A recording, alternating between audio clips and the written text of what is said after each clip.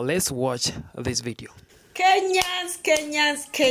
Last time we told you that we need to give you our president, our excellence. They say excellence. Our excellence. You insulted us so much. This time we are thinking of another option. Senga Express, you bring it out. Do you know, Kenyans, let me first tell them this. Kenyans, do you know that you are just our young brothers? We are bigger than you people. And wait a minute, Ugandans, who gave you the mandate to address us Kenyans as your younger brothers? Because literally you need to know that this family of East Africa, Kenyans, we are the firstborns, the rest follow. I think Ugandans are even the adopted kid who nobody knows where they came from. So when you address us, just put some little respect, then we can proceed. You need to listen to your big Elders. brother. You need to listen to us. So the other time we told you, can we borrow you, our president? Just for one day. Just for one day or 1 week. 1 day to address them. To address you people. So that madness you're having, it can disappear. We have seen. They might think that they are mad. You know, one thing I just came to realize with our neighbors is that they believe that their president is their God, literally, because there's a video I saw which was circulating here on TikTok of them kneeling down before their president. They were, I don't know, worshiping him, requesting him to vie again for the next presidential elections. Let me tell you, if your president was the one here in Kenya, he cannot sustain even 3 days. Maximum 3 days, he will automatically resign, because let me tell you, being a president here in Kenya is a hot seat. He cannot survive it, I can assure you, because there are so much differences between Kenyans and Ugandans. But it's very easy to rule people who are afraid of you, and it's very difficult to rule people who are not afraid of you, who don't take threats. Like, you know, in Uganda, even dealing with demonstrations, it's very easy. You don't have to harm anybody. You just scare them. You don't even need a gun. Just go with a balloon, you inflate it, then you burst it. Just that sound alone is enough to disperse the whole of Kampala to their respective homes, and they go and start planting bananas. But when you come here to Kenya, even live bullets don't scare people. You know, do you know the difficulty of dealing with people who are not afraid to die? So hard. So what makes you think that even Museveni was the president of Kenya, he can control this demonstration? He cannot, because Kenyans are built different. They are a different breed of people. They are not ordinary people the way you think. They are like descendants of aliens who came from the galaxy. Some theories say that they even erupted from Mount Kenya together with the magma.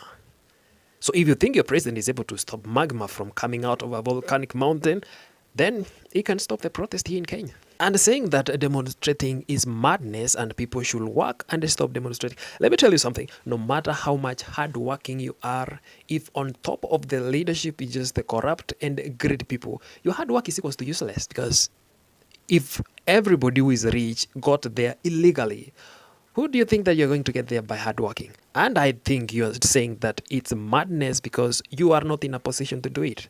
You know, it's like saying, I can't buy this, when in real sense you cannot afford it in the first place. You cannot make an option of something that you have no alternatives. I saw the other day you tried to protest. I think I can show the videos of protest here in Kenya and protest in Uganda so that you can see the difference between the two.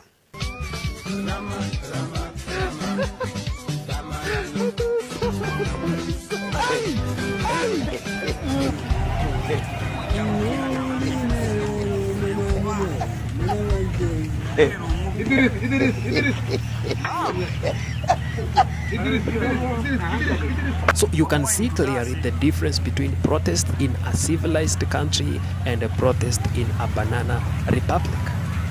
But don't worry, Ugandans, even us Kenyans.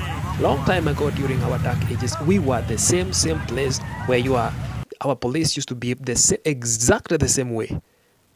But the difference with us is we were not comfortable with that situation back then during our dark ages.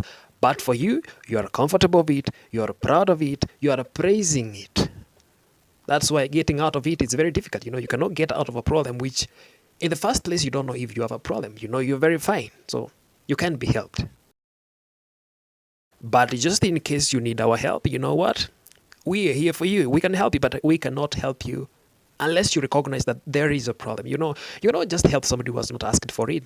Just let them suffer until the day they realize that something is wrong over here. The earlier the better.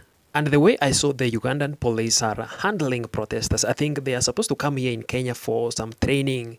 It's like they are behaving like those medieval soldiers who used to discipline civilians. The problem with the police system is that we inherited it from the colonial rulers, and the work of the police was protect their colonial masters and discipline the civilians who misbehaved. Like that was their role. Protecting civilians was not end of their business.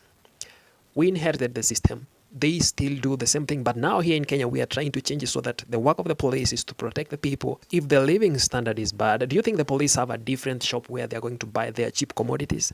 No. Do they have their different school where they're going to take their kids with the cheaper school fees? No. So if we are suffering, all of us, we are suffering. And police are also human beings. They're also ordinary people. They are not imported from another country who don't know the situation on the ground. Either way, Ugandans, stop comparing yourself with Kenya. Kenyans are superhuman. Actually, in terms of stamina and courage, I believe one Kenyan is equivalent to 500 Ugandans. Yeah. For example, that kid who was being, jailed for insulting Museveni's family. It cannot happen here in Kenya.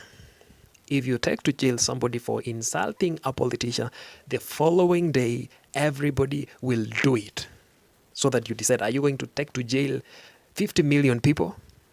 Either you release the one or you take the 50 million to prison. Because apparently there is nothing worse other than living under fear. Like you can't say what you want to say. But at least the Ugandans, for those small demonstrations you did, of course they were not in huge numbers, you tried, and we congratulate you for that. It's good seeing people standing for what they believe is right.